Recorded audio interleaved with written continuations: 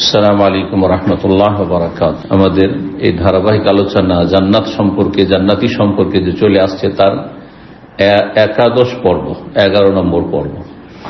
বিষয়বস্তু জান্নাত লাভের 10টি গুরুত্বপূর্ণ উপায়। জান্নাত লাভের উপায় এক একটি করে বয়ান করলে শত শত রয়েছে। জাহান্নাম থেকে বাঁচার উপায় আর জান্নাত হাসিলের উপায় অনেক রয়েছে। যদি এক একটি করে বয়ান করা হয়, যা কোরআন এবং হাদিসে বিভিন্ন জায়গায় ছড়িয়ে ছিটিয়ে রয়েছে, সেগুলি যদি কালেকশন করা যায়। কিন্তু তার মধ্যে যেগুলি মৌলিক বিষয়, যার মধ্যে একটি কথার মধ্যে অনেক কথাই চলে আসবে, এই রকম আজকে 10টি পয়েন্ট নিয়ে আলোচনা করব। যেসব নেক আমল এবং বিশুদ্ধ আকীদা, বিশ্বাস, ভালো আচার আচরণ আল্লাহর হকের ক্ষেত্রে, আল্লাহর সৃষ্টির হকের ক্ষেত্রে, সেগুলি যদি করতে পারেন তাহলে জান্নাত লাভ করতে পারবেন। রব্বুল আলামিন আমাদের সকলকে যেন তৌফিক দান করেন। জান্নাত লাভের উপায় সম্পর্কে কোরআনে কারিমে একটি আয়াত বিভিন্ন ভাষায় এসেছে। প্রথম উপায় তা হচ্ছে ঈমান এবং নেক আমল। ঈমান মানে বিশ্বাসের সাথে স্বীকার করে নেওয়া, স্বীকৃতি দেওয়া, আর সেই অনুযায়ী ভালো কাজ করা। ভালো কাজের দুটো দিক রয়েছে, ইতিবাচক এবং নেতিবাচক। ভালো কাজ যেগুলি আল্লাহ এবং তার রাসূল সাল্লাল্লাহু আলাইহি ওয়াসাল্লাম ভালো বলেছেন সেগুলি করা, এটা হচ্ছে ইতিবাচক। যা করতে বলা হয়েছে সেগুলি করবেন আপনি, সেগুলি হচ্ছে আমাল সালেহ, নেক আমল। আর নেতিবাচক হচ্ছে যেসব মন্দ কথা কাজ, সেগুলি থেকে বেঁচে থাকা, এটাও কিন্তু কর্ম। নেতিবাচক আপনার ভালো কাজ। কেন? একজন লোক ধরেন নিজের সময়টা যদিও কোনো নেকির কাজ করছে না, কিন্তু হারাম কাজে নেই। আমাদের আয়ুর দীর্ঘ একটা সময় কিন্তু এইভাবে কাটছে। যারা ভালো মানুষ, নেক মানুষ, আল্লাহর অনুগত, তাদেরও দীর্ঘ একটা সময় ধরেন 24 ঘন্টার মধ্যে কাটছে প্রতিদিন। যে সময়টাতে কোনো নেকির কাজও করছেন না, কিন্তু গুনহার ধারে কাছেও নেই, গুনাহ থেকে দূরে আছেন। তাহলে এই সময়টা আপনার যেমন নেকিও হয় না, তো গুনাহও কিন্তু হয় না। নেকি যদি নাও হয় তো গুনাহ হয় না। তবে এই সময়টি তো নেকি হইতে পারে যদি সৎ নিয়ত থাকে। এই জন্য মুমিনের নিয়তে যদি সততা থাকে এবং নিয়তে যদি সততার ক্ষেত্রে বা সৎ আমলের ক্ষেত্রে ব্যাপকতা থাকে, যে আমি এই সময়টা যে ব্যয় করছি এটার মাধ্যমেও আমি আল্লাহ সন্তুষ্টি অর্জন করতে চাই, ভালো নিয়ত রাখি। যেমন ধরেন ঘুমাচ্ছেন, প্রতিদিন অন্তত 6 থেকে 8 ঘন্টা ঘুমাচ্ছেন, এটা মধ্যম ঘুম। এই সময়টায় মুবাহ, তাই না, জায়েজ কাজ ঘুম। যদি আপনি সালাতের সময়, ফরজ ইবাদত বন্দেগীর সময় না ঘুমান, তাহলে ঘুমটা হচ্ছে জায়েজ। কিন্তু তাতে যদি নিয়ত থাকে যে আমি ঘুমের মাধ্যমে শরীরকে সুস্থ রেখে রবের ইবাদত বন্দি করব, ঠিকভাবে ইবাদত বন্দি করব, আর এই ঘুমের মাধ্যমে শরীরটাকে সুস্থ রেখে আমি হালাল রোজগার করব, হালাল রুজি রোজগারের মাধ্যমে আমার নিজের আহারের ব্যবস্থা, রিজিকের ব্যবস্থা করব, আমার অধীনে যারা রয়েছে, যাদের ভরণ পোষণের দায়িত্ব, স্ত্রী ছেলে মেয়ে রয়েছে, তাদের দায়িত্ব বহন করব, তাহলে আপনার ঘুমটাও হচ্ছে নেকি, ঘুমটা হচ্ছে আপনার নেকি। তো এইভাবে যদি আমরা সৎ নিয়ত রাখি, তাহলে কিন্তু মুসলিম যারা ধরেন ফরজ ওয়াজিব আদায় করছে, তাদের অনেকে কিন্তু এই নিয়তগুলো রাখেন না। দিন সম্পর্কে জ্ঞানের শোচনীয়তার কারণে হোক, অথবা একটু গাফিলতির কারণে হোক, বেখেয়াল থাকার কারণে হোক, আমরা এইসব নিয়ত অনেকেই রাখেন না। ঘুমাইতে হয়, ঘুমাচ্ছি, হ্যাঁ শরীরের চাহিদা রয়েছে, ঘুমাচ্ছি, কিন্তু ঘুমটা কিসের জন্য? এই সুস্থ থেকে উঠে আল্লাহ রাব্বুল আলামিন সুস্থভাবে ইবাদতবন্দি করব, সুস্থ থেকে আমি দীর্ঘদিন আল্লাহ ইবাদতের সুযোগ নেওয়ার চেষ্টা করব, এবং সুস্থ থেকে আমি ডিউটিটা করে আসবো, রুজিটা আমার হালাল হবে, ইত্যাদি ইত্যাদি। এইসব হয়তো এহতেসাব নেকির দিক আমাদের খেয়ালে থাকে না। আল্লাহ রাব্বুল আলামিন যেন এইসব আমাদেরকে বুঝার তৌফিক দান করেন। তো নেক আমল যেটা বলতে চাইছিলাম, কথা লম্বা হয়ে যাচ্ছে, ইতিবাচক নেতিবাচক। ওলামারা বলেছেন যেটা আমরা অনেক সময় অধিকাংশ মানুষ টের পাই না বা খেয়াল করি না, সেটা হচ্ছে ইবাদাতুত তারক, গুনাহ পরিত্যাগ করার ইবাদত। নেকি করার যেমন ইবাদত, যে এখন আপনি দিনের কথা শুনছেন, নেকি করছেন না, কিন্তু আপনি নীরব বসে আছেন আপনার রুমে অথবা লম্বা শুয়ে আছেন, কোন নেকিও করছেন না, জিকির আজকারও করছেন না, কোন কোরআন তেলাওয়াত করছেন না, আর কোন গুনাহ করছেন না। এটা ইবাদাতুত তারক, গুনাহ পরিত্যাগ করে জীবন যাপন করার সময় অতিবাহিত করার ইবাদত নেকি। জি, এই যে সময়টা আছে আপনি গুনাহ করছেন না, কিন্তু আপনার পাশে আরেকজন যেটুকু অবসর সময় পাচ্ছে সেই সময়টুকুতে নোংরামি করছে, বিভিন্ন গুনাহে জড়িয়ে, হয় সে ফিল্ম দেখছে, না নোংরা ছবি দেখছে, না হয় আর কিছু করছে, না হয় কারো গীবত করছে, না হয় চুগলখড়ি করছে, না হয় মিথ্যা কথা বলছে, না হলে আর কিছু করছে, গান শুনছে ইত্যাদি। তো ঈমান এবং নেক আমলের ব্যাখ্যা করছিলাম। ঈমান মানে বিশ্বাসের সাথে স্বীকার করে নেওয়া, স্বীকৃতি দেওয়া। জি, সেটা হচ্ছে আল্লাহর সামনে আনুগত্য প্রকাশ করে। আল ইজআন মানে আনুগত্য প্রকাশ করা। বিশ্বাস শুধু এখানে আছে কিন্তু আনুগত্য প্রকাশ নেই, তাহলে ঈমান হবে না। আর তার সাথে যখন বিশ্বাস আছে সে অনুযায়ী আমল করা। আপনার বিশ্বাস আছে যে আমার রব হচ্ছেন আল্লাহ, রাদিতু বিল্লাহ রব্বান, বিশ্বাস। সুতরাং রবের আপনি ইবাদতবন্দি করে, রব আপনার মাবুদ, যখন মাবুদ তো আপনার ইবাদত কোথায়, সুতরাং সে অনুযায়ী আপনি নিয়মিত ফরজ ওয়াজিব আদায় করবেন, আপনি তার অবাধ্যতা নাফরমানি থেকে নিজেকে বাঁচিয়ে রাখবেন আপনি। তো ঈমানের সাথে নেক আমল করা মানে ফরজ ওয়াজিব আদায় করা, হারাম নাজায়েজ থেকে বেঁচে থাকা, তার সাথে অতিরিক্ত সুন্নত নফল বেশি বেশি করার চেষ্টা করা, অপছন্দনীয় সন্দেহ যেগুলো তো রয়েছে, কি জানি যদি না জায়েজ হয়, কি জানি জায়েজ কি না জায়েজ সন্দেহ, তাহলে সেগুলোতে বেঁচে থাকেন। জি, নেক আমল যদি কেউ করে ঈমানের সাথে, তাদের জন্য জান্নাত রয়েছে। এই মর্মে অনেকগুলি আয়াত রয়েছে, তার মধ্যে একটি আয়াত যেটা দিয়ে শুরু করেছি সূরা কাহফে রয়েছে, ইন্নাল্লাযীনা আমানু ওয়া আমিলুস সালিহাত, নিশ্চয় যারা ঈমান নিয়ে এসেছে, ওয়া আমিলুস সালিহাত এবং ভালো কাজগুলি করেছে। বললাম যে ভালো কাজ ইতিবাচক এবং নেতিবাচক। ভালো কাজ করেছেন, মন্দ কাজ করেননি, তাহলে ভালো মানুষ, আপনি ভালো কাজ করে সৎকর্মশীল। কানাত লাহুম জান্নাতুল ফিরদাউস, তাদের জন্য জান্নাতুল ফিরদাউসে নজুল্লাহ, তাদের জন্য আতিথ্যের ব্যবস্থা রয়েছে, মেহমান নওয়াজির ব্যবস্থা রয়েছে। আল্লাহ রাব্বুল আলামিন সেখানে মেজবান, আর জান্নাতে সেখানে আল্লাহর মেহমান।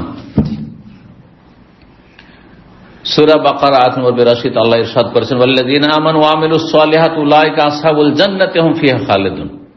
যারা ঈমানদার বিশ্বাসী, অনুগত রবের সামনে, এবং যারা সৎকর্মশীল ভালো আমলগুলি করে, উলাইকা আসহাবুল জান্নাত, তারাই তো হচ্ছে জান্নাতের অধিবাসী, তারাই তো জান্নাতি। হুম ফিহা খালিদুন, সেখানে তারা চিরকাল বসবাস করবে।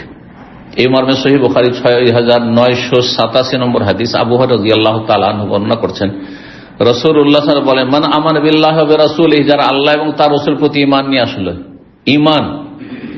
ঈমান মানে তাহলে আপনাকে আরেকটু প্রশস্ত আপনার চিন্তা চেতনা হইতে হবে। ঈমানের স্তম্ভ কয়টি?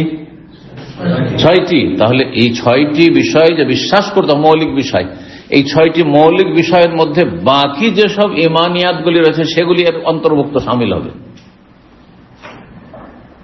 6টি হচ্ছে আল্লাহর প্রতি ঈমান, তারপরে মালায়েকার প্রতি ঈমান, কিতাবসমূহের প্রতি ঈমান, রাসূলগণের প্রতি ঈমান, পরকালের প্রতি ঈমান, আর ভালো মন্দ তাকদীরের প্রতি ঈমান। আল্লাহর প্রতি ঈমানের মধ্যে আল্লাহর অস্তিত্ব, রুবুবিয়ত, উলুহিয়াত, আসমা সিফাত সব চলে আসে। আল্লাহ রাব্বুল আলামিন সম্পর্কে যতগুলি বিশ্বাসের দিক রয়েছে, ইতিবাচক নেতিবাচক। যখন মালায়েকা, তো মালায়েকার যত দিক রয়েছে সেগুলি চলে আসে। যখন কিতাব সমূহের প্রতি, তখন কিতাবের প্রতি বিশ্বাস মানে আপনার কোরআন কারীমের প্রতি বিস্তারিত বিশ্বাস আর অন্যান্য আসমানি কিতাবের প্রতি বিশ্বাস, এগুলি আল্লাহর আসমানি কিতাব ছিল, কিন্তু কোরআন কারীমের প্রতি বিশ্বাস মানে এক একটি আল্লাহর আদেশ নিষেধ জানা, মানা এবং সেই অনুযায়ী জীবনযাপন করা। সুতরাং আল্লাহ রাব্বুল আলামিন কোরআন কারীমে যা রয়েছে তাই বিশ্বাস করবেন, আল্লাহর দ্বীন সম্পর্কে যা আছে তাই বিশ্বাস করবেন ইত্যাদি। রাসূলগণের প্রতি বিশ্বাস, রাসূলুল্লাহ সাল্লাল্লাহু আলাইহি ওয়াসাল্লাম যা নিয়ে এসেছেন সেটা আপনার দ্বীন, তার আদর্শ ছাড়া আপনার কাছে কোনো আদর্শ নেই, কোনো ব্যক্তি আদর্শ মানব আপনার কাছে নয়।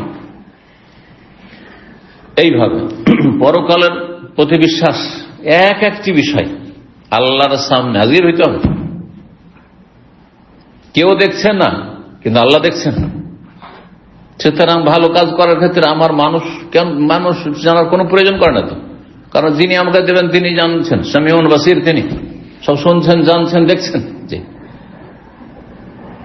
আর লোক দেখানো কোনো উদ্দেশ্য থাকবে না। তারপরে গুনাহের ক্ষেত্রে মানুষ জানলো না, নির্জনে ঠিক আছে, কিন্তু আল্লাহ তো জানছেন।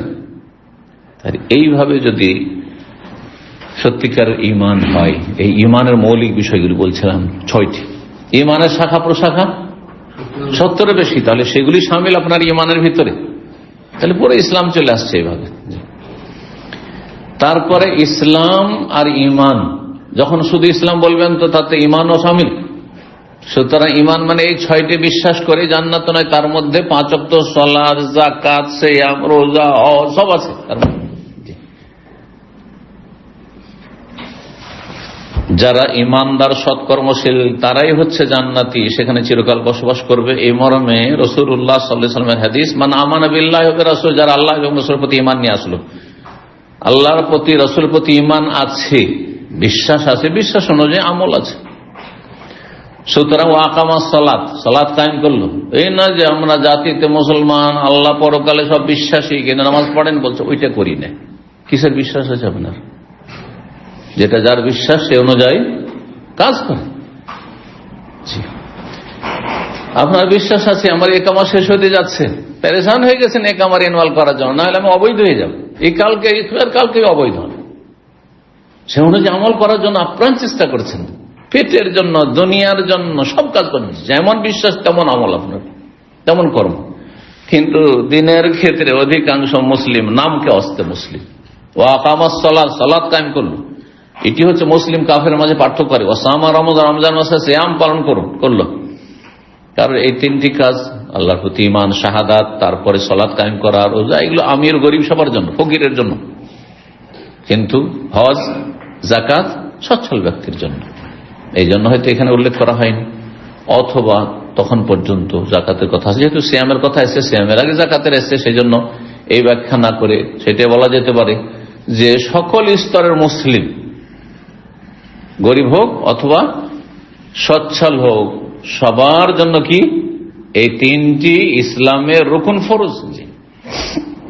5 ওয়াক্ত সালাত কায়েম করা, কালমার শাহাদাত তার আগে, আর রমজান মাসের সিয়াম, কান হাক্কান আলাল্লাহ। এই কাজগুলি যদি একটা গরিব মানুষ করে তাহলে আল্লাহর প্রতি তার হক হয়ে যায়। আল্লাহ অনুগ্রহপূর্বক নিজের উপর এই দায়িত্ব নিয়ে নেন কি, যে ইউদখিলাহুল জান্নাহ, তাকে আল্লাহ জান্নাত দেবেন, জান্নাতে দাখিল করবেন। জাহাদা ফি সাবিলিল্লাহ, যদি সুযোগ সুবিধা পাই তাহলে আল্লাহ রাস্তায় জিহাদ করলো, কিন্তু এমন আজকাল সুযোগ সুবিধা নেই, জিহাদের রাস্তা বন্ধ হয়ে আছে। হ্যাঁ, যে কোনো ভাবে বন্ধ থাকে না কেন, বন্ধ আছে।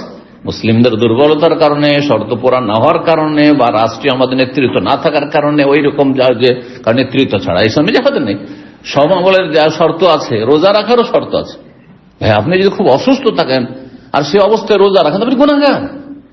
এমনকি সফরে গিয়ে রমজান মাসে বড় কষ্ট হচ্ছে, তারপর যদি বলেন গায়ের জোরে আমি রোজা রাখবো, তো গুনাহগার। নবী বলছেন না ফারমান, না ফারমান, না ফারমান। চিন্তা করুন আপনি, সব কাজ।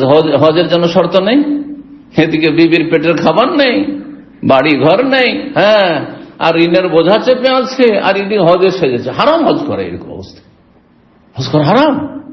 আগে ঋণ পরিশোধ করেন মানুষের। জি, তো ওই রকমের জিহাদের বিষয়টি, তাই নবী সাল্লাল্লাহু আলাইহি ওয়াসাল্লাম বলছেন জাহাদা ফি সাবিলিল্লাহ, সুযোগ সুবিধা হইলে আল্লাহর রাস্তায় জিহাদ করলো। আও জালাসা ফি আরদিহা, অথবা নিজের মাতৃভূমিতে বসবাস করলো, গেল না কোথাও বাড়ির বাইরে।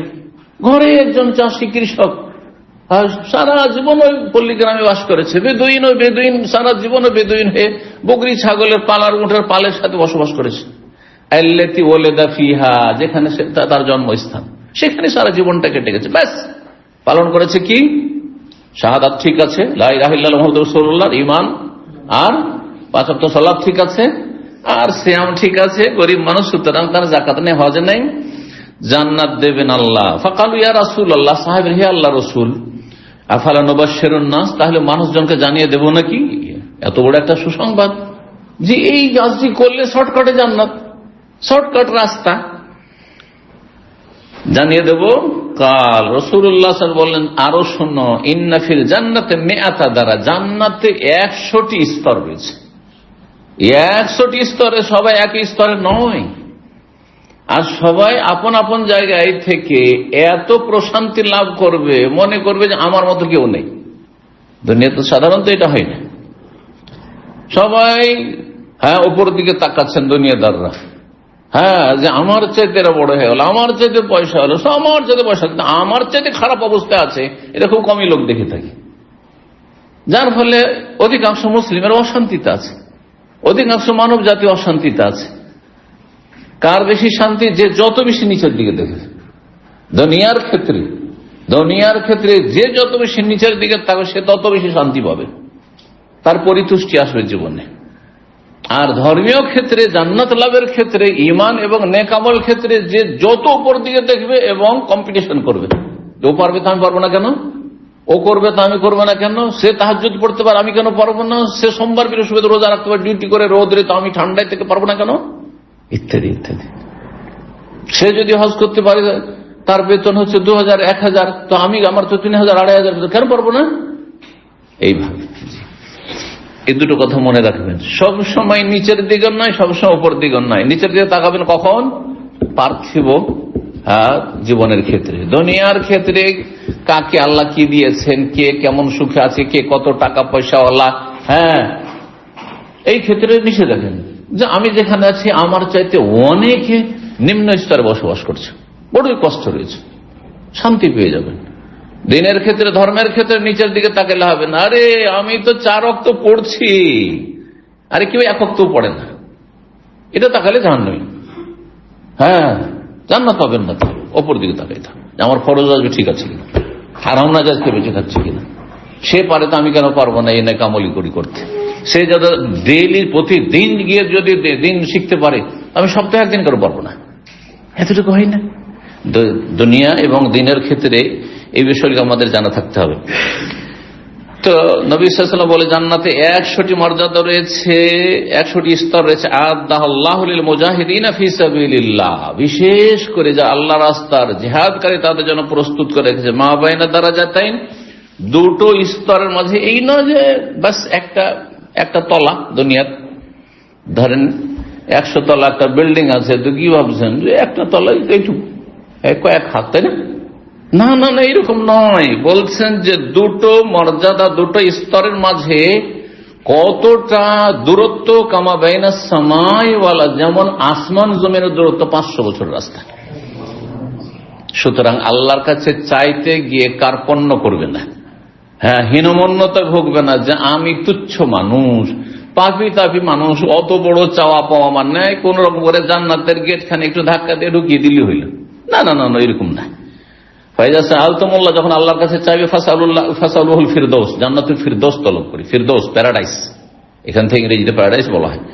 ফাইন আওসাতুল জান্নাত, সেটাই হচ্ছে জান্নাতের মধ্যবর্তী স্থল, আর আওসাত মনে হয় শ্রেষ্ঠ জায়গা।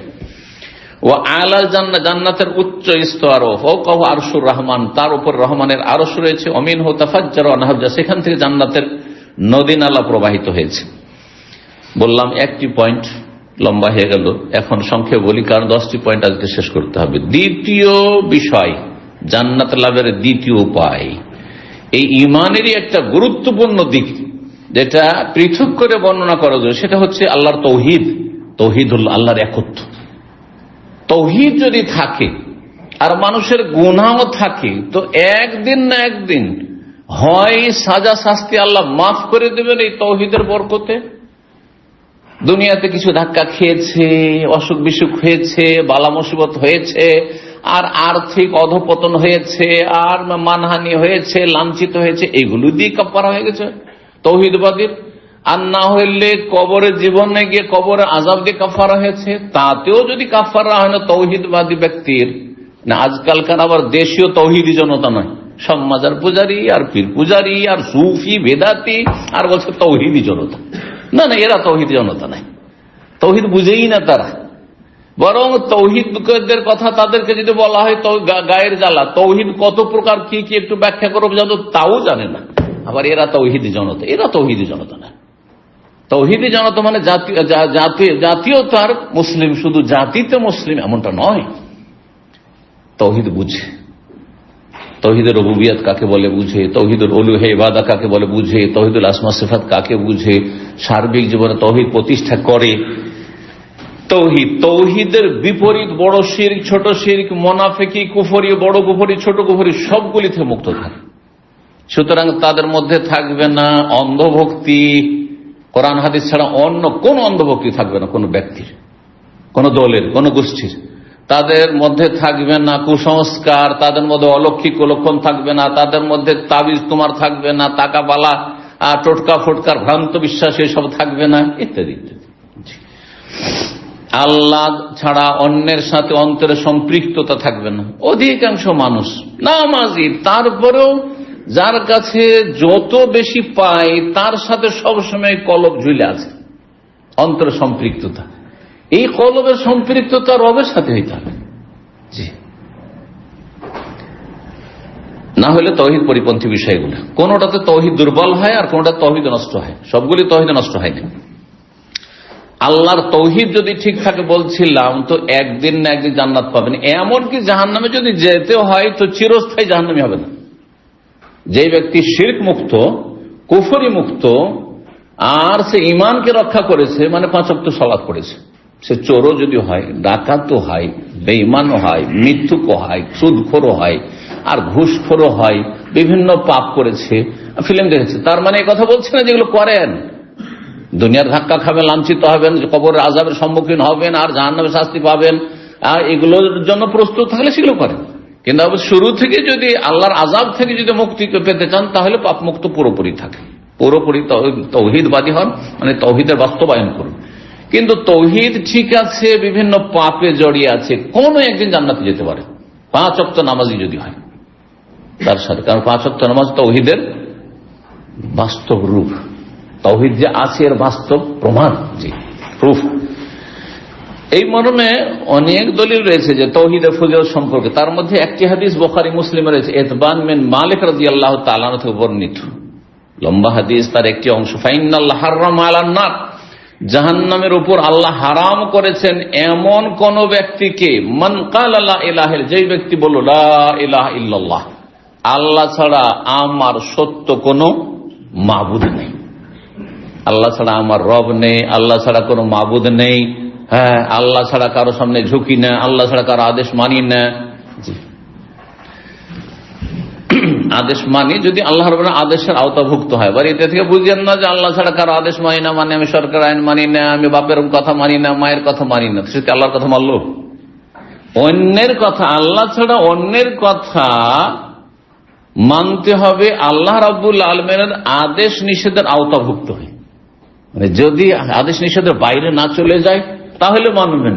কিন্তু যদি দেখা যায় যে এই শাসকের কথা যদি মানি বা বাপের কথা মানি, তাহলে আল্লাহর নাফরমানি করে বেরিয়ে যেতে হচ্ছে, আল্লাহর আদেশ অমান্য করতে হচ্ছে, তাহলে তখন হারাম। আল্লাহ রাব্বুল আলামিনের আদেশ নিষেধ মানতে হবে 1 নম্বর। রাসূলুল্লাহ সাল্লাল্লাহু আলাইহি ওয়াসাল্লাম আদেশগুলি আল্লাহরই আদেশ, রাসূলুল্লাহ সাল্লাল্লাহু আলাইহি ওয়াসাল্লাম নিষেধাজ্ঞাগুলি আল্লাহরই নিষেধাজ্ঞা, জি। বাকি বাপের আদেশ নিষেধগুলি আল্লাহর জরুরি নয়, সরকারের আদেশ নিষেধ জরুরি নয় যে আল্লাহ প্রদত্ত সবগুলি আল্লাহর বিধান। হইতে পারে আল্লাহ তার বিরুদ্ধে, আল্লাহর দিনের বিরুদ্ধে তাদের আদেশ নিষেধ রয়েছে। এই স্ত্রীর বিনা অনুমতিতে দ্বিতীয় বিয়ে করতে পারবে না, আইন আছে না, বহু মুসলিম দেশে তৈরি করা আছে, অমুসলিম দেশে শুধু না, আল্লাহর আইনের বিরোধী কথা। এইরকম বহু আইন তৈরি আছে যেগুলো ইসলামের সাথে সাংঘর্ষিক, সেগুলো মানা জায়েজ নাই। তৌহিদ যদি থাকে, জাহান্নামের উপর আল্লাহ হারাম করেছেন এমন দেহকে, মান কালা লা ইলাহা, যেই ব্যক্তি বলেছে তৌহিদের ঘোষণা লা ইলাহা ইল্লাল্লাহ, কিন্তু লা ইলাহা ইল্লাল্লাহ মন্ত্র পাঠ নয়, সেজন্য বলছে ইয়াবতাগি বিযালিকা ওয়াজহাল্লাহ, এই লা ইলাহা ইল্লাল্লাহ বলে সে আল্লাহকে সন্তুষ্ট করতে চেয়েছে, উদ্দেশ্য হচ্ছে আল্লাহ সন্তুষ্টি কামনা। যেই ব্যক্তি আল্লাহ তোমার ছাড়া কোনো আমার মাবুদ নেই এই কথা বলে আল্লাহকে সন্তুষ্ট করতে চায়, সে বেনামাজি হইতে পারে? সে মুয়াজ্জিন আজান দিয়ে বলছে হাইয়া আলাস সালাহ হাইয়া আলাল ফালাহ, ফরজ হাজির হওয়া, আর সে গেল না, হইতে পারে এটা? হ্যাঁ, আল্লাহ বলছেন যে আমি মেরাজে এই 5 ওয়াক্ত 17 রাকাত দিলাম, এই 5 ওয়াক্ত যদি কেউ আদায় করে 50 ওয়াক্তের নেকি দেব। আর যেই ব্যক্তি আদায় করে না সেই ব্যক্তি কাফের হয়ে যায়। রাসূলুল্লাহ সাল্লাল্লাহু আলাইহি ওয়াসাল্লাম বলছেন, আল্লাহরই কথা সেটি, ওয়া আকিমুস সালাতা ওয়া লা তাকুনু মিনাল মুশরিকিন, সূরা রুমে আল্লাহ বলছেন আল্লাহর কথা, সালাত কায়েম করো, মুশরিক হয়ে যেও না। তার মানে কি, সালাত কায়েম না করলে তোমার মাঝে আর হিন্দুর মাঝে কোনো পার্থক্য নেই, জি, খ্রিস্টানের মাঝে আর তোমার মাঝে কোনো পার্থক্য নেই, ইসলাম থেকে বেরিয়ে চলে গেলে। তাহলে এটা হইতেই পারে না যেই ব্যক্তি লা ইলাহা ইল্লাল্লাহ বলে আল্লাহকে সন্তুষ্ট করতে চায় আর সে বেনামাজি হবে। হ্যাঁ, আল্লাহ যে কাজ হারাম করেছেন সেটা নির্দ্বিধায় করতে থাকবে, সেটা অনিচ্ছাকৃত ভুল হয়ে যেতে পারে, কিন্তু সাথে সাথে উঠে দাঁড়াবে, মানে সাথে সাথে তওবা করে সংশোধন করবে। জি, তৃতীয় জান্নাত লাভের উপায় তাকওয়া, আল্লাহ ভীরুত, আল্লাহর ভয় ভীতি। এটা বহুবার জান্নাতের আলোচনা তো বলেছি, আর আমি প্রায় বলতে থাকি যে যেই মানুষ দুনিয়াতে 50-60 বছর থেকেছে, আর ওতে তো সাবালক হইতে হইতে 15 বছর গেছে, তারপরে যে কয়টা বছর বাঁচে, বাকি 15 বছর থেকে শুরু করে মরণ পর্যন্ত যতক্ষণ হুঁশ থেকেছে, এই সময়কালটা যদি আপনি আল্লাহর ভয়ে জীবনযাপন করে থাকেন, তাহলে আখিরাতে মরার পরে কোনো ভয় নেই।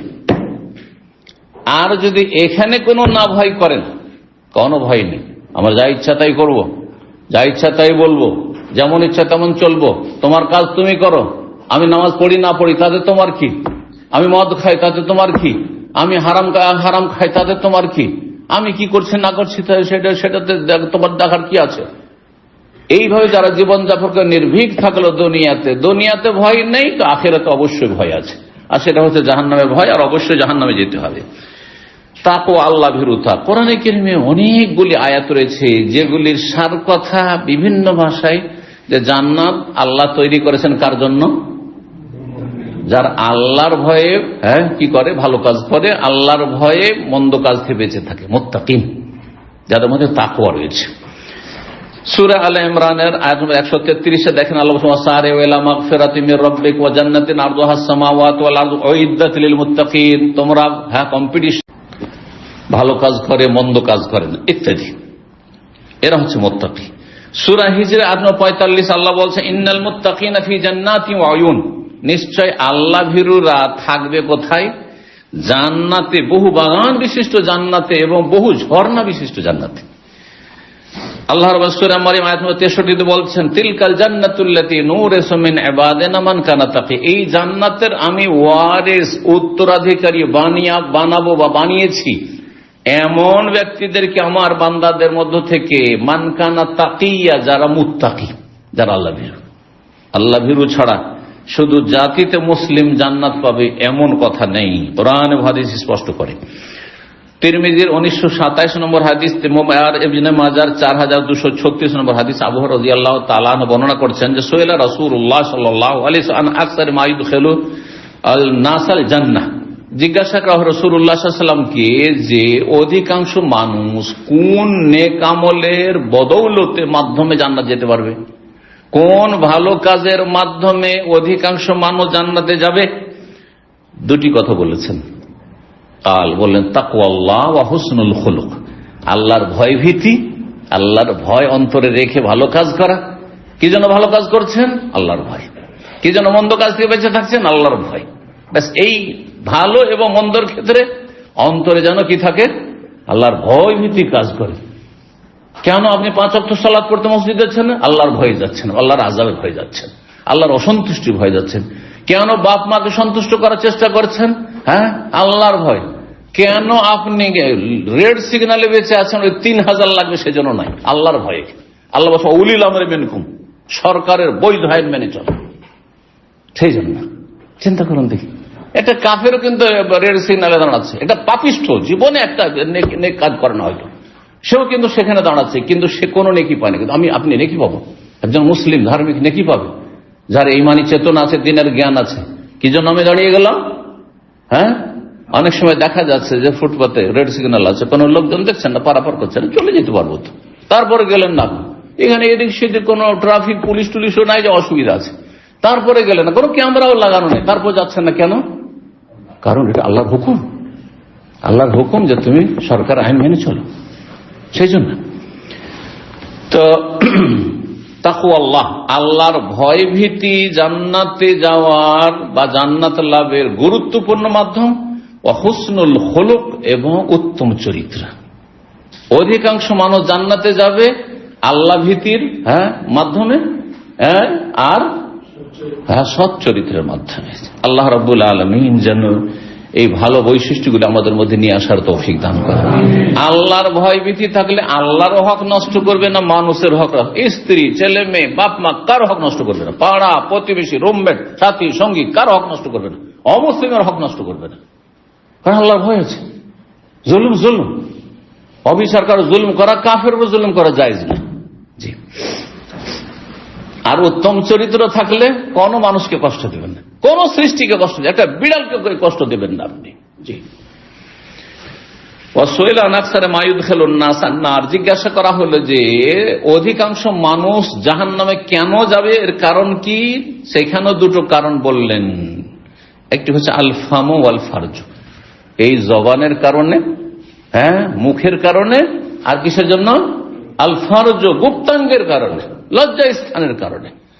এই জবান দিয়ে সে কুফরি কথা বলেছে, ইসলামের শত্রুতা করেছে, শিরকি কথা, খাজা করে গায়রুল্লাহকে ডেকেছে, বেদাতি জিকির করেছে, হু হু ইল্লাল্লাহ আল্লাহু এসব করেছে, কথা বলছেন, বেদাতি ওয়াজিফা পড়েছে, বেদাতি নিয়ত পড়েছে, মিথ্যা কথা বলেছে, চুগলখড়ি করেছে, ধোঁকাবাজি করেছে,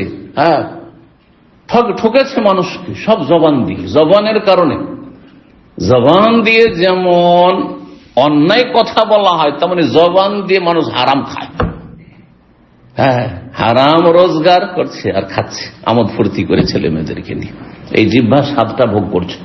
জিহ্বাতে যদি আল্লাহ স্বাদের নিয়ামত না দিতেন, তাহলে মিষ্টি খাচ্ছেন না লবণ খাচ্ছেন না কি খাচ্ছেন, কোনো কিছুই টের পেতেন না, ঠিক কিনা?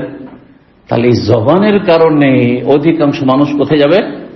জাহান্নামে যাবে। জবানকে যদি কন্ট্রোল করে তাহলে জান্নাত। নবী সাল্লাল্লাহু আলাইহি ওয়াসাল্লাম বলেছেন, আমসিক আলাইকা হাযা, এটাকে ধরে রাখ, কন্ট্রোলে রাখ। জবান থেকে একটি কথা ছুটে যাওয়ার পরে, যেমন একটা গুলি বন্দুক থেকে ছুটে যাওয়ার পরে ফিরিয়ে নিয়ে আসা যায় না, তীর ছুটে যাওয়ার পরে ফিরিয়ে নিয়ে আসা যায় না, যেখানে ছেড়েছেন চলে গেল, নিশানায়। আর ওই রকমই কোনো কথা ফিরিয়ে নেওয়া যায় না। এই জন্য লেখকরা লিখার পরে সম্পাদন করার সুযোগ পায়, কয়েকবার করে সম্পাদনা করলো, নিজে করলো, অন্যকে দিয়ে করলো, আর তারপরে কারেকশন করে নিল। কিন্তু আলোচনা বক্তা বলতে গিয়ে অনেক সময় জিহ্বা এমন ভাবে পিছলে গেল, যেটা স্লিপ অফ টাং বলা হচ্ছে, জবানে কি বলতে চাইছিলে কি বলে ফেললেন, এটা হয়ে যায় অনেক সময়। আল্লাহ মাফ করুন। তো অনিচ্ছাকৃত হলে আল্লাহ মাফ করবেন, কিন্তু ইচ্ছা করে যদি হয়। জবানের কারণে আর কিসের কারণে? লজ্জা স্থান। অধিকাংশ মানুষকে দেখবেন যে লজ্জা স্থানের পাপের ক্ষেত্রে পাপ মুক্ত নয়।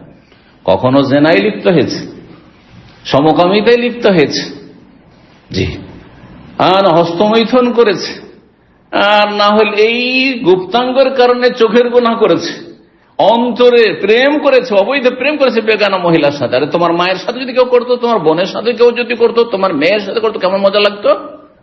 তো যার সাথে তুমি এগুলো করেছো তুমি, সেটাও তো কারো মেয়ে, কারো বোন, কারো মা, খালা, কারো ফুফু ইত্যাদি। এই কথাটা বুঝলেই তো যথেষ্ট ছিল। জি, আর এই কথার একটা সাবালক ছেলে, নবী সাল্লাল্লাহু আলাইহি ওয়াসাল্লামের সাহাবী, সে বুঝে নেওয়ার পরে সাথে সাথে তওবা করে ফিরে এসেছে। জি, আল্লাহ রাব্বুল আলামিন যদি কাউকে হেদায়েত করেন আর হেদায়েতের মানুষ চেষ্টা করে, তাহলে একটি কথাতে মানুষ হেদায়েত হইতে পারে, সঠিক রাস্তা পেতে পারে। লজ্জা স্থানের কারণে ফেসে যাবে, অনেকে জাহান্নামে যাবে। জি, আল্লাহ হেফাজত করুন। আর এই ফিতনার যুগে, জি, সমকামিতাকে বৈধতা দেওয়া হচ্ছে, সমকামিতার জন্য উৎসাহিত করা হচ্ছে, আর তাতে আপনার মানুষ লিঙ্গ পরিবর্তন করছে, আউযুবিল্লাহ। এগুলো হচ্ছে সমকামিতা রাস্তা। এটি জাতিকে ধ্বংস করবে, শুধু ব্যক্তিকে ধ্বংস করবে না, ব্যক্তি ধ্বংস হবে, পরিবার ধ্বংস হবে, সমাজ ধ্বংস হবে, দেশ ধ্বংস হবে, আল্লাহর জমিনে আযাব নেমে আসবে। আসমানি আযাব আর জমিনি গজব দিয়ে আল্লাহ রাব্বুল আলামিন এই সমস্ত অবাধ্য জাতিকে ওইভাবে ধ্বংস করবেন যেমন লূত আলাইহিস সালামের এই সমকামী জাতিকে, লুচ্চা জাতিকে আল্লাহ রাব্বুল এমন করে ধ্বংস করেছেন যে মৃত সাগরে পরিণত করেছেন। আল্লাহ হেফাজত করুন এবং পাপীদের অনিষ্ট থেকে আল্লাহ ভালো মানুষদের হেফাজত করুন। 4 নম্বর জান্নাতে লাভের উপায় হচ্ছে আল্লাহ এবং রসুলের আনুগত্য। আপনি আল্লাহর কথা মেনে চলুন, রসুলের কথা মেনে চলুন সাল্লাল্লাহু আলাইহি ওয়াসাল্লাম। এই মর্মে কোরআনে কারিমে বিভিন্ন ভাষায় আয়াত রয়েছে। সূরা নিসার আয়াত নম্বর 13 আল্লাহ বলছেন, ওমাইয়ুতি আল্লাহ ওয়া রাসূলাহু, আল্লাহ এবং রাসূলের যারা আনুগত্য করবে মানে মেনে চলবে, আল্লাহর কথা মানবে, রসুলের কথা মানবে, ইউদখিলু জান্নাত, তাদেরকে বহু বাগান বিশিষ্ট জান্নাতে আল্লাহ দেবেন, তাজরি মিন তাহতিল আনহার, যার নিম্নদেশে বহু নদী নালা প্রবাহিত রয়েছে, খালিদিনা ফিহা, সেখানে চিরকাল বসবাস করবে, ওয়া যালিকাল ফাওজুল আযীম, এটি হচ্ছে মহা সাফল্য, আসল সফলতা, কামিয়াবি হচ্ছে এটি। এসব কামিয়াবি নয় যে দুনিয়ায় অমুক ব্যক্তি খুব সুখী আর অমুকের ছেলে মেয়েরা পরিবারটি খুব সুখী, সবাই চাকরি বাকরি করে, সবাই বিদেশে থাকে, আর সবাই বড় বড় ব্যবসা নিজের নিজের করে, আর তাদের খুব মিল মহব্বত রয়েছে, সেই জন্য খুব সফল পরিবার। না, এগুলো সফলতা নাই। আসল সফলতা হচ্ছে যে এই ব্যক্তি মরে গেলে জান্নাত পাবে কিনা। যাকে সফল বলছেন বা যেই পরিবারটিকে সফল বলছেন, এরা মরলে জান্নাত পাবে না জাহান্নামে যাবে, এটা হচ্ছে সফলতার মাপকাঠি। যদি জান্নাত যেতে পারে তাহলে সফল, আল ফৌজুল আযীম, মহা সাফল্য অর্জন করলো। আর যদি জাহান্নামী হয় তো রাজাধিরাজা হয়ে, রাষ্ট্রপতি প্রধানমন্ত্রী হয়ে, আর শক্তিধর হয়ে, আর ধনাঢ্য ধনকুব হয়েও এরা সবচেয়ে লাঞ্ছিত, সবচেয়ে লাঞ্ছিত। মাত্র কয়েকদিনের সুখ আর আমেদ ফুর্তি অবৈধ, আর তারপর মাতাউন কালিলুন সুম্মা মাওয়াহুম জাহান্নাম। আল্লাহ কোরআনে কারীম সূরা আলে ইমরানে বলছেন, লা ইয়াগুররান্নাকা তাকাল্লুবুল লাযিনা কাফারু ফিল বিলাদ, যারা সারা বিশ্বে আপনার বড় দাম্ভিকতার সাথে বিচরণ করে বেড়াচ্ছে, এদের দাম্ভিকতার বিচরণ তোমাদেরকে যেন প্রতারিত না করে, ধোকায় না ফেলে দেয়। হায়রে কি যে ভোগ বিলাসের জীবন, আর এদের জন্য স্পেশাল জেট, আর এদের যখন বহর চলে তখন এদের শত শত সামনে পিছনে গাড়ি, আর এরা যখন কোথাও যায় তাদের সাথে তাদের সফর সঙ্গী হচ্ছে কয়েক শত সফর সঙ্গী, এতগুলো ফ্লাইট তাদের সাথে যাচ্ছে, আর কি তাদের ভোগ বিলাসের জীবন। লা ইয়াগুররান্নাকা, এই ধোকায় পড়িও না, প্রতারিত হইও না। মাতাউন কালিল, সামান্য তুচ্ছ ভোগের সামগ্রী, ক্ষণিকের সামগ্রী, সুম্মা মাওয়াহুম জাহান্নাম। যদি ঈমান আমল না থাকে, আল্লাহ রাসূলের আনুগত্য না থাকে, তাহলে তারপরে তাদের বাসস্থান হচ্ছে জাহান্নামে। আল্লাহ হেফাজত করুন এবং আল্লাহ রাব্বুল আমাদেরকে যেন দুনিয়া আখিরাতের শান্তি দান করেন, সমস্ত অনিষ্ট ফিতনা থেকে আল্লাহ হেফাজত করেন। আল্লাহ এবং রসুলকে মানলে জান্নাত আর অমান্য করলে জাহান্নাম। এই মর্মে সহিহ বুখারী 6851 নম্বর হাদিস, খুব প্রসিদ্ধ হাদিস। রাসূলুল্লাহ সাল্লাল্লাহু আলাইহি ওয়াসাল্লাম একবার বললেন, কুল্লু উম্মতি ইয়াদখুলুনা জান্নাহ ইল্লা মান আবা, আমার উম্মতের প্রত্যেকে জান্নাতে যাবে, তবে যে অস্বীকার করবে জান্নাতে যেতে, সে যেতে পারবে না। আমার উম্মতের সবাই জান্নাতে যাবে, একমাত্র কে জান্নাতে যেতে পারবে না, যে অস্বীকার করবে। সাহাবীরা অবাক হলেন, জান্নাতে যেতে আবার কি অস্বীকার? আমি জান্নাতে যেতে চাই না, দুনিয়াতে আছে। বলছেন যে ভাই আপনি শিরিক করিয়েন না। কে বললো শিরিক? এটা এই ওলিয়া উলিয়া ছাড়া তো আল্লাহকে পাওয়া যাবে না, এই গস কুতুব ছাড়া মাজারে না গেলে তো আল্লাহকে পাওয়া যাবে না, পীর না ধরলে তো যার পীর নেই তার পীর শয়তান। কথা বোঝা গেছে? কে বললো শুধু নামাজ পড়লে হয়? আমার অন্তর সাপ আছে। এক শ্রেণীর শয়তানগুলো বলছে না, জি। তো বলছেন এরাই জান্নাতে যেতে চায় না। কুল্লু উম্মতি ইয়াদখুলুনা, আমার উম্মতের সকলে জান্নাতে যাবে, তবে যে অস্বীকার করবে। কালু ইয়া রাসূলুল্লাহ, সাহাবী আল্লাহ রাসূল, ওয়া মান ইয়াবা, এমন কি হতভাগা আছে জান্নাতে যেতে চাইবে না? আমি যাব না। কাল মান আতানি দাখালাল জান্নাহ, যে আমাকে মানলো সে জান্নাতে চলে গেল। ওমান আসানিয়া, যে আমার নাফরমানি করলো, রাসূলুল্লাহ সাল্লাল্লাহু আলাইহি সাল্লামের আনুগত্য করল না, অবাধ্য, আমি মানি না। বলছেন বা নিয়ত পড়তেন না, রাসূলুল্লাহ জীবনে পড়েননি। না না না না, আমাদের হুজুররা জানে না।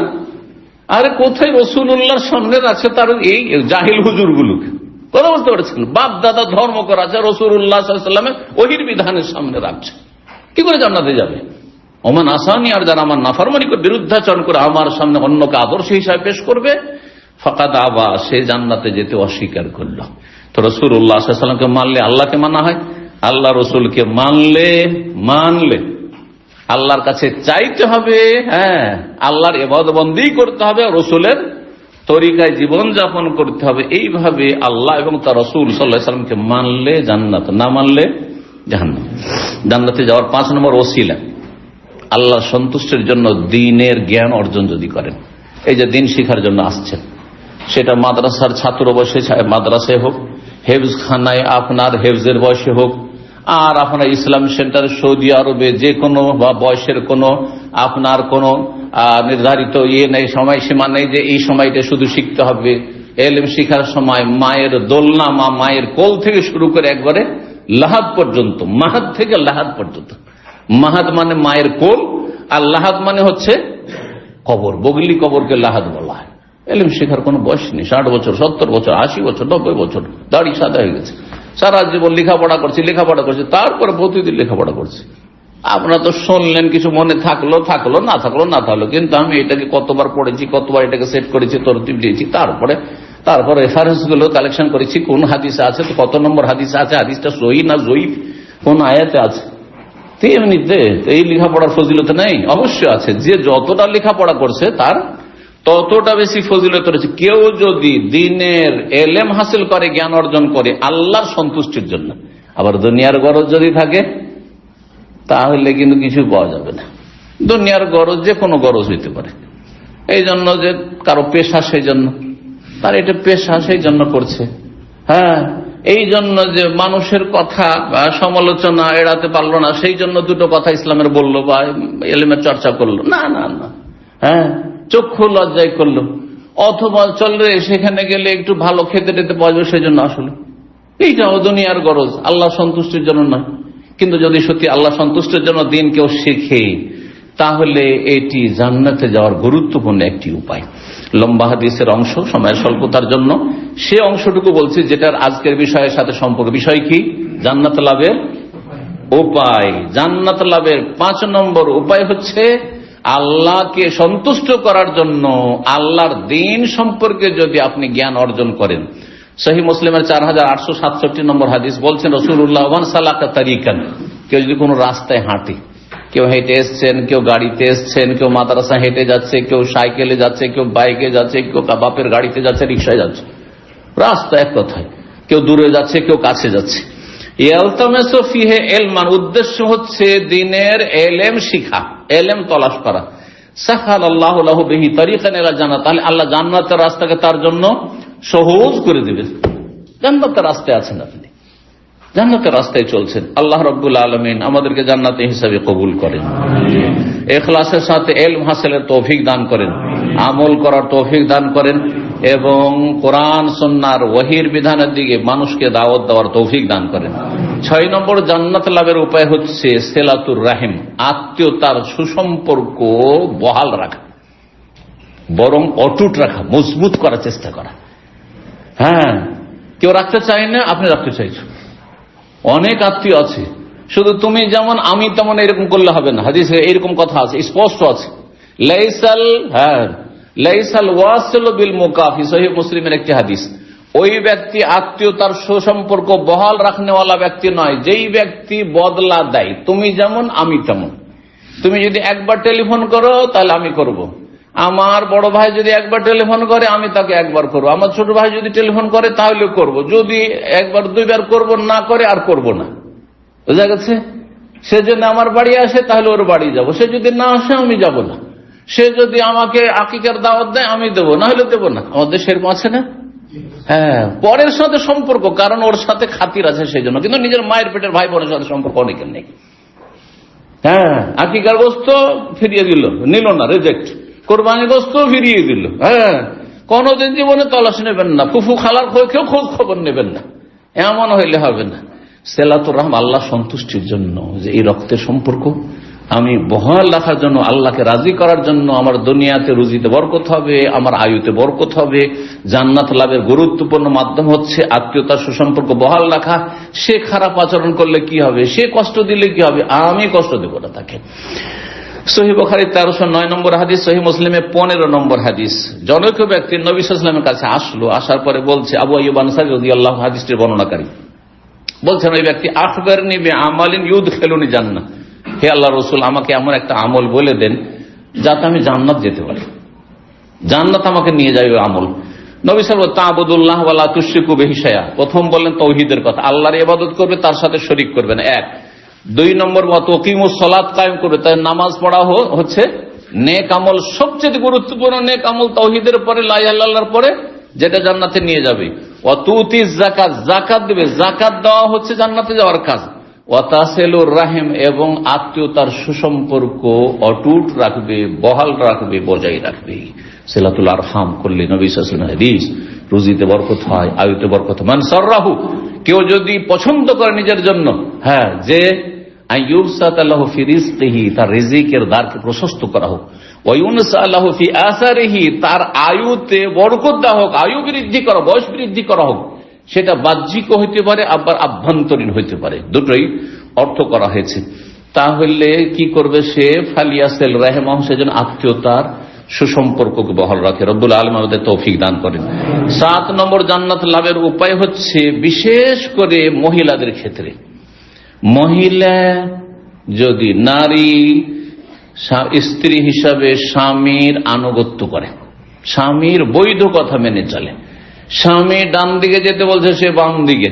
কিছু মহিলারা এত বাঁকার বাঁকা, কারণ নবী সাল্লাল্লাহু আলাইহি ওয়াসাল্লাম হাদিসে বলেছেন যে মহিলাদের প্রকৃতি হচ্ছে কি, হ্যাঁ, বাঁকা হাড্ডি থেকে তাদেরকে আল্লাহ তৈরি করেছেন, যার ফলে তাদের মধ্যে একটু বাঁকামি থাকবে, হ্যাঁ, তাদের মধ্যে একটু টেঁড়ামি থাকবে। তো সেটাকে আস্তে ধীরে সোজা করতে হবে। আর কিছু পুরুষ আছে, তুই সোজা হবি না, যেইভাবে ওখানে সাথে সাথে সোজা করবো, তাহলে ভেঙে যাবে, নবী সাল্লাল্লাহু আলাইহি ওয়াসাল্লাম বলেছেন। আর ভেঙে যাওয়া হচ্ছে তালাক।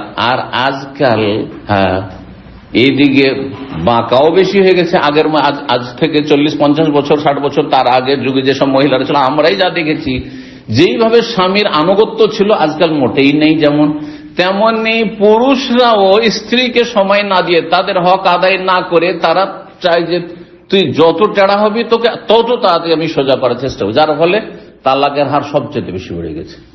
এই সোশ্যাল মিডিয়ার ফিতনার যুগে, এই স্মার্টফোনের ফিতনার যুগে, আর পৃথিবী হাতের মুঠে চলে আসার কারণে, আর তারপরে আর্থিক সচ্ছলতা আসার কারণে, বিভিন্ন এই যে কারণগুলি রয়েছে, এই কারণগুলি তালাকের সংখ্যাকে অনেক বেশি বাড়িয়ে দিয়েছে সারা বিশ্বে। শুধু, হ্যাঁ, অনারবদের মধ্যে নয়, আর শুধু আরবদের, সারা বিশ্বে সব জায়গায়, প্রতিটি দেশে তালাকের সংখ্যা এত বেশি বেড়েছে।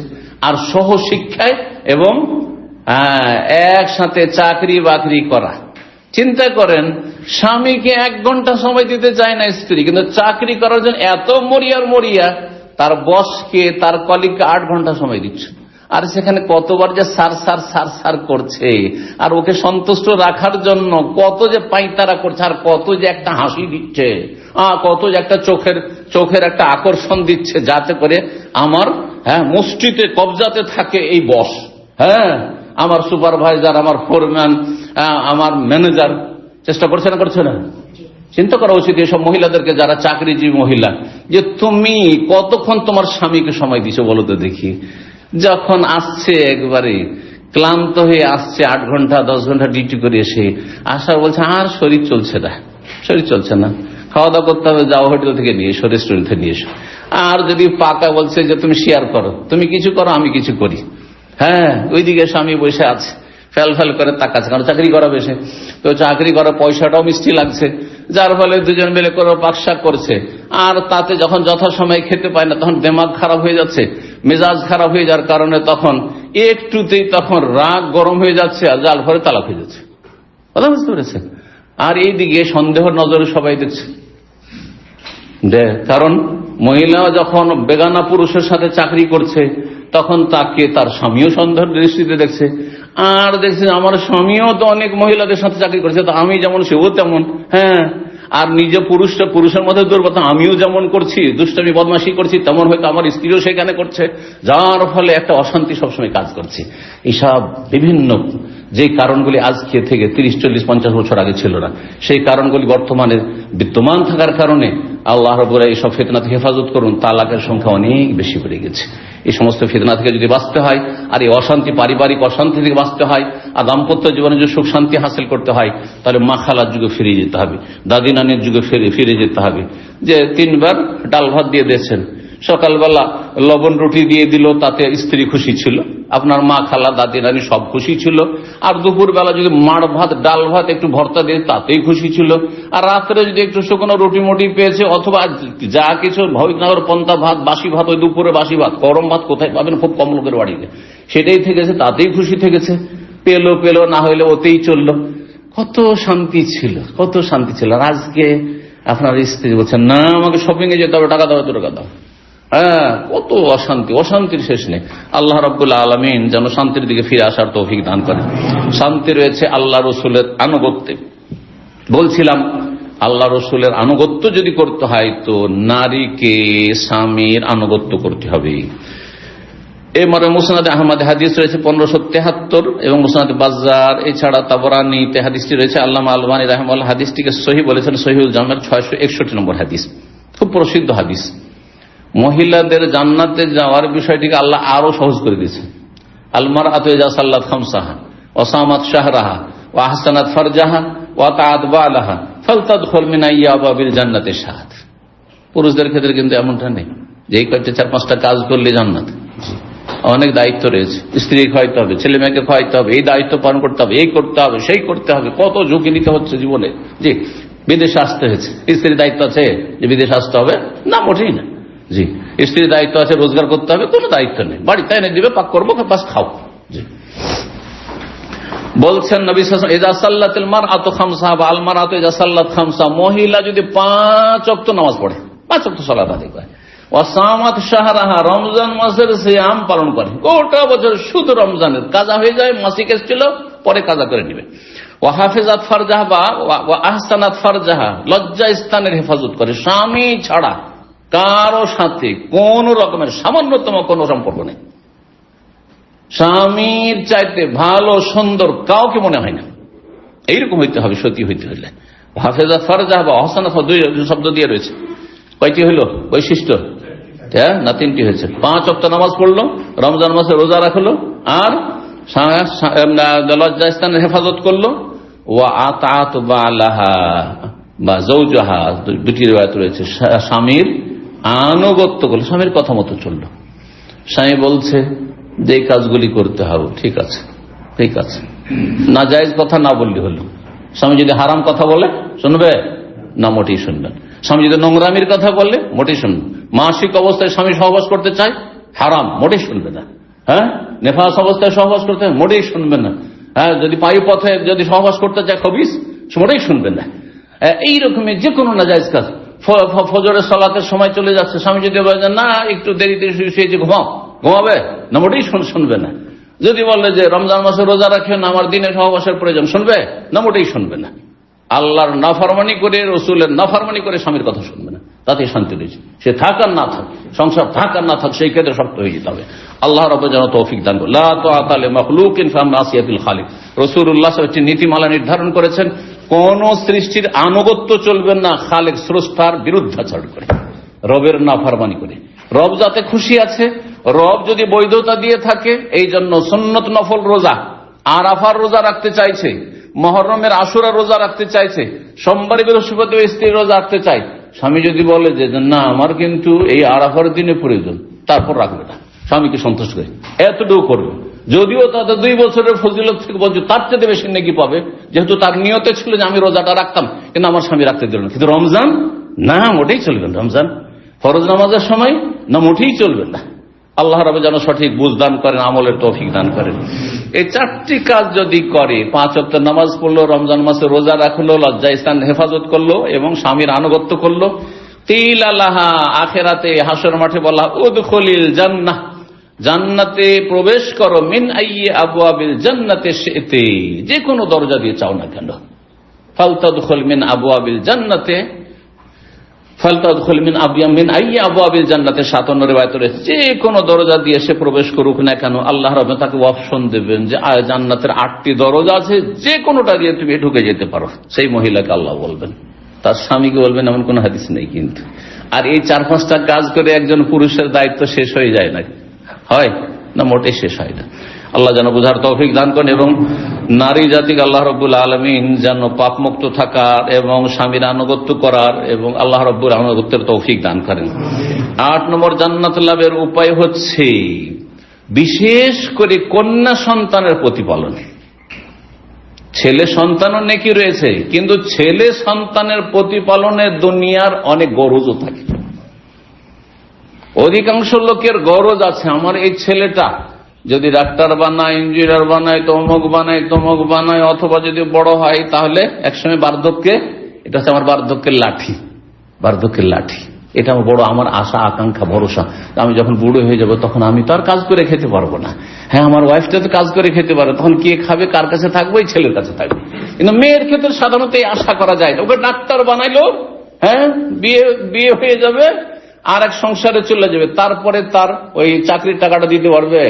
প্রফেসর হয়ে গেছে আপনার মেয়ে, বিয়ে হয়ে গেছে, আপনাকে দিতে পারবে, বাপকে দিতে পারবে। অনেক সময় স্বামী অসন্তুষ্ট, অনেক জালেম স্বামী আছে, অথচ তার ব্যক্তি মালিকানা, ইচ্ছা করলে তার বাবাকে দিতে পারে। এই টাকার উপর কোনো অধিকার রাখে না তার স্বামী। তারপর সাধারণত দেখা যায় যে বিবাহিতা মেয়ে বাপকে মাকে ওইভাবে দেখাশোনা করতে পারে না যেভাবে একটা ছেলে পারে, যদি সত্যি সে যদি সৎ হয় তাহলে। তো ছেলেদের ক্ষেত্রে দুনিয়ার গরজ থাকে, কিন্তু কন্যা সন্তানের দুনিয়ার গরজ নেই। 20 বছর 25 বছর পর্যন্ত একটা বড় বোঝা দায়িত্ব পালন করো, আর ভালো ইমানি ইসলামী তরবিয়ত করো, যাতে করে আমার মেয়েটা পর্দানাসীন হয় আর নামাজি হয়, আর তারপরে এর ঘরে আমানত তুলে দিতে হচ্ছে। জি, চিন্তা করুন। এই জন্য যারা বিয়ে শাদী করছেন বা করেছেন, চিন্তা করবেন যে আপনার কাছে যে মেয়েটা এসেছে এত সহজে আসেনি।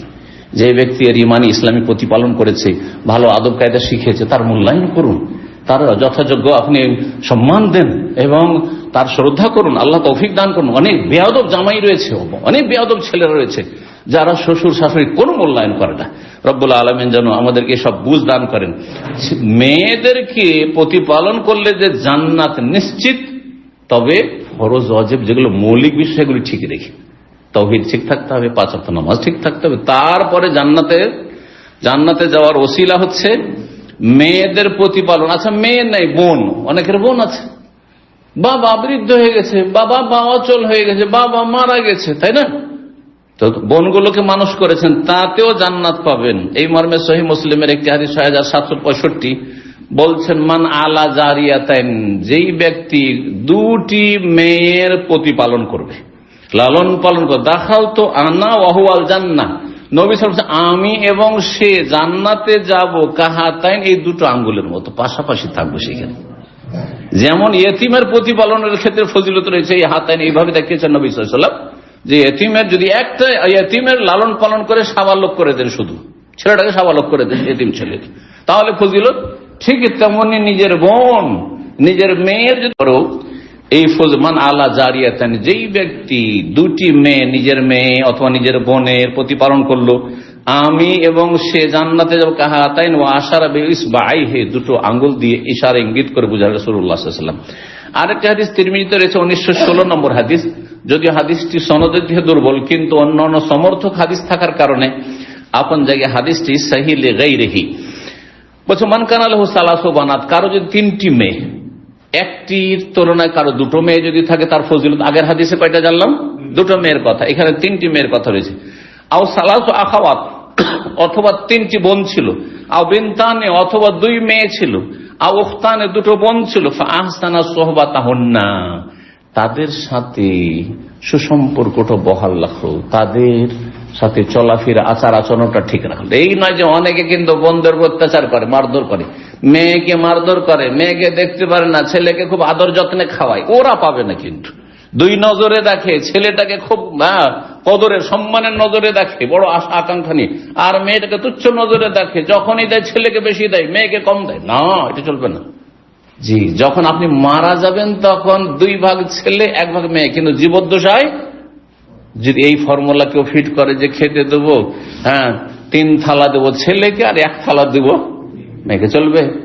3 পিস দেবো ছেলেকে, বা কয় পিস, 2 পিস দেবো ছেলেকে আর 1 পিস দেবো মেয়েকে, চলবে না? মোটেই চলবে না, মোটেই চলবে না, হারাম। চিকিৎসার ক্ষেত্রে 1 লক্ষ টাকা খরচ হলে একটা ছেলের চিকিৎসায়, মেয়ে অসুস্থ হয়েছে, না ছেলের জন্য 1 লক্ষ করেছে, এর জন্য 50,000, চলবে না? দরকার বেশি করতে হবে, হতে পারে যে মেয়ের চিকিৎসাতে 5 লাখ লাগতে পারে, সেটা জায়েজ, যার যেমন প্রয়োজন। জি, কিন্তু ইন্তেকাল বা মিরাসের বিষয়টি ভিন্ন। জি, যদি ভালো তাদের সাথে আচার আচরণ করে, ওয়াত্তাকাল্লাহ ফিনা, আল্লাহকে যদি ভয় করে মেয়েদের ক্ষেত্রে বোনদের ক্ষেত্রে, ফালাহুল জান্নাত, তাহলে তার জন্য রয়েছে কি? জান্নাত। সহিহ বুখারী মুসলিম আরেকটি হাদিস বলি, সেই হাদিসটি ছোট্ট হইল অত্যন্ত গুরুত্বপূর্ণ।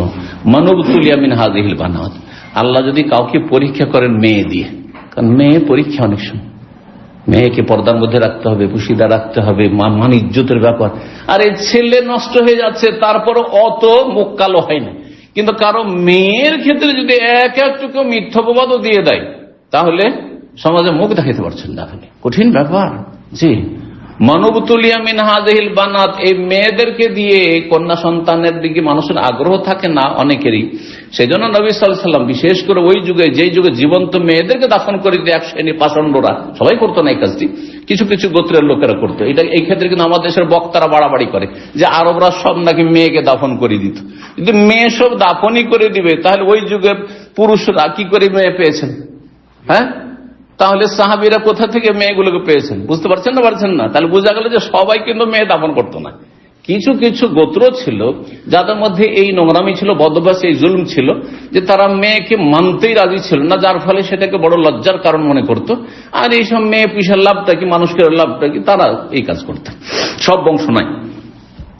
মানবতুলিয়া মিন হাযিহিল বানাত, আল্লাহ যদি কাউকে পরীক্ষা করেন কন্যা সন্তান দিয়ে বা বোন দিয়ে, বোন আপনার ঘাড়ে চেপে গেছে, মেয়ের আপনার ঘাড়ে চেপে গেছে, মেয়ে জন্মেছে আপনার সংসারে, আর ফাআহসানা ইলাইহিন্না, তাদের সাথে আপনি ভালো আচার আচরণ করলেন, এই শর্তে আল্লাহ পরীক্ষা ফেললেন, ভালো আচার আচরণ করলেন, তাহলে কুন্না লাহু সিতরাম মিনান নার, জাহান্নামের সামনে গিয়ে এরা আর সৃষ্টি করে দেবে, জাহান্নামে যেতে দিবে না, জান্নাতে নিয়ে যাবে এরা, এরা জান্নাতে যাওয়ার ওসিলা হবে।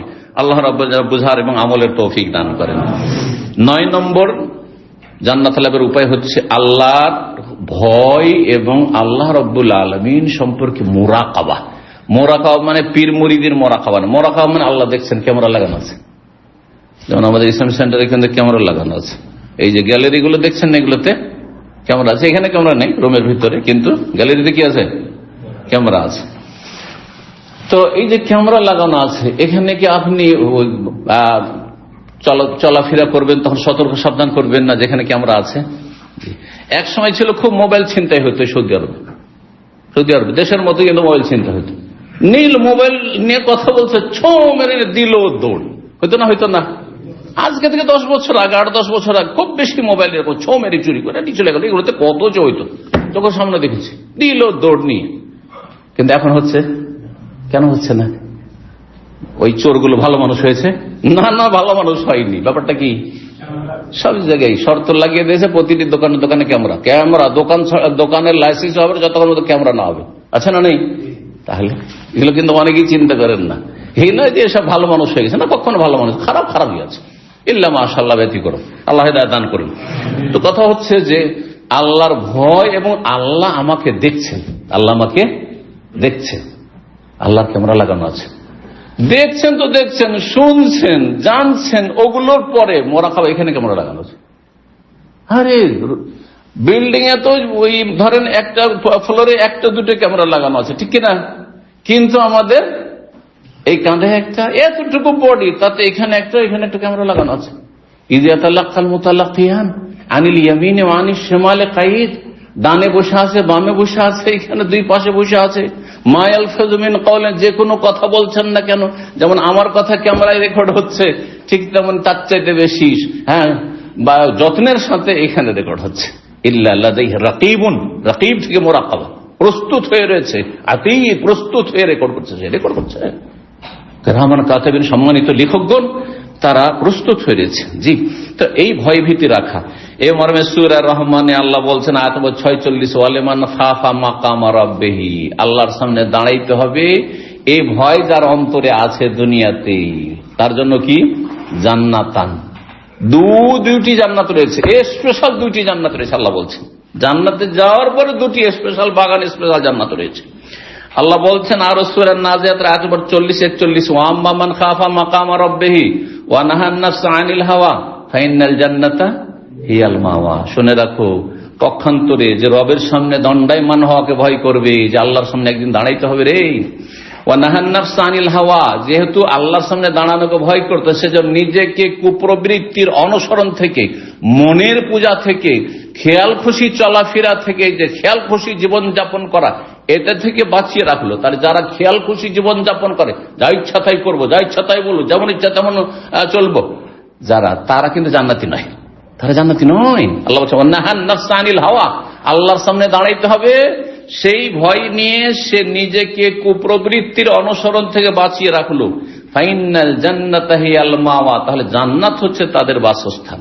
জান্নাত, জান্নাতের পথ স্পষ্ট করে দিয়েছেন। আর ফাম্মামান তাগা, আল্লাহ বলছেন আর সীমা লঙ্ঘন যদি কেউ করে, ওয়াসার আল হায়াত দুনিয়া, আর পার্থিব জগতের স্বার্থকে যদি প্রাধান্য দেয়, আখিরাতের উপর জান্নাতের উপর প্রাধান্য দেয়, ঘুমকে যদি সালাতের উপর প্রাধান্য দেয়, জি দুনিয়ার লোভ লালসাকে যদি দিনের উপর প্রাধান্য দেয়, দুনিয়া শিখলো কিন্তু দিন শিখলো না, দুনিয়া শিখালো ছেলে মেয়েকে ডাক্তার বানাইলো, বড় বড় কিছু অনেক কিছু বানাইলো, কিন্তু দিনের মৌলিক জ্ঞান দিল না, যেসব বাপ মায়েরা, ফাইনাল জাহিমা হিয়াল মাওয়া, তাদের বাসস্থান হচ্ছে জাহান্নাম। এইসব বাপ মায়ের স্থান হচ্ছে জাহান্নাম। যারা দুনিয়া দুনিয়া করেছে, পেট পেট করেছে, কিন্তু আখিরাতের কথা কখনো চিন্তা করেনি, এদের জায়গা হচ্ছে জাহান্নাম। 10 নম্বর জান্নাত লাভের উপায় হচ্ছে ইসলামের যে স্তম্ভগুলি, খুঁটিগুলি রয়েছে। কয়টি ইসলামের খুঁটি? 5টি। এগুলির যদি কেউ সুরক্ষা করে, হেফাজত করে, তাহলে সেটি হচ্ছে জান্নাতে যাওয়ার উপায়। এই মর্মে রাসূলুল্লাহ সাল্লাল্লাহু আলাইহি ওয়াসাল্লামের একটি হাদিস রয়েছে, জনৈক ব্যক্তি এসে বলল, দুল্লানি আলা আমালিন আমালুহু ইউদনিনি মিনাল জান্নাহ ওয়া ইউবাইদুনি মিনান নার। বিভিন্ন ভাষা দিয়ে এসেছে, হে আল্লাহ রাসূল, আমাকে এমন কিছু আমল বলে দেন যে আমলগুলি আমাকে জান্নাতের কাছাকাছি করে দিবে, নিকটবর্তী করে দিবে, আর জাহান্নাম থেকে আমাকে দূরে রাখবে। কালা তা'বুদুল্লাহ ওয়া লা তুশরিকু বিহি শাইআ, আল্লাহর ইবাদত করো, আল্লাহর সাথে শরীক করিও না, লা ইলাহা ইল্লাল্লাহ মুহাম্মাদুর রাসূলুল্লাহ এর প্রতিষ্ঠা করো, ওয়া তুকিমুস সালাত, সালাত কায়েম করো, ওয়া তুতিজ যাকাত, আর যাকাত আদায় করো। রমজান মাসের সিয়ামের কথা অন্য রিওয়ায়াতে রয়েছে, তখন পর্যন্ত হজ ফরজ হয় যে, সেই জন্য হজের কথা আসেনি, কিন্তু সেটাকে আমাদের সংযোজন করতে, কারণ ইসলামের ফরজ রুকন হচ্ছে এই 5টি। এর মাধ্যমে সে আনুগত্য প্রকাশ করলো। ওয়াতাসিলু রাহিমাকা, যা রাহিমাকা, এবং আত্মীয়দের সাথে সুসম্পর্ক বহাল রাখো। আল্লাহর হক আদায় করলে তুমি তাওহীদের মাধ্যমে, লা ইলাহা ইল্লাল্লাহ মুহাম্মাদুর রাসূলুল্লাহর মাধ্যমে, সালাত কায়েমের মাধ্যমে, যাকাত দেওয়ার মাধ্যমে, আর সিয়ামের মাধ্যমে, হজের মাধ্যমে, কিন্তু মানুষের হক কিভাবে আদায় করবে? ওয়াতাসিলু যা রাহিমাকা, তোমার রক্তের যে সম্পর্ক, বাপ মায়ের সাথে, ভাই বোনের সাথে, আত্মীয় স্বজনের সাথে, বংশধরের সাথে, গ্রামবাসীর সাথে, এই সিলাতুল আরহাম সুসম্পর্ককে বহাল রাখবে। ফালামাত, বার লোকটি এই কথাগুলি শুনে চলে গেল। তাআলা রাসূলুল্লাহ রাসূল বলেন, ইন তামাসসাকা বিমা উমিরা বিহি, যে নির্দেশ এই লোকটিকে দেওয়া হলো সেটা যদি সে শক্ত করে ধারণ করে, দাখালা জান্নাত, অবশ্যই জান্নাতে যাবে। তাহলে ইসলামের ফরজগুলি যদি কেউ আদায় করে, তাহলে এটি জান্নাতে যাওয়ার গুরুত্বপূর্ণ ওসিলা। আল্লাহ রাব্বুল আলামিন আমাদের সকলকে জান্নাতুল ফিরদৌস দান করেন এবং জান্নাতে যাওয়ার মতো আমল করার তৌফিক দান করেন।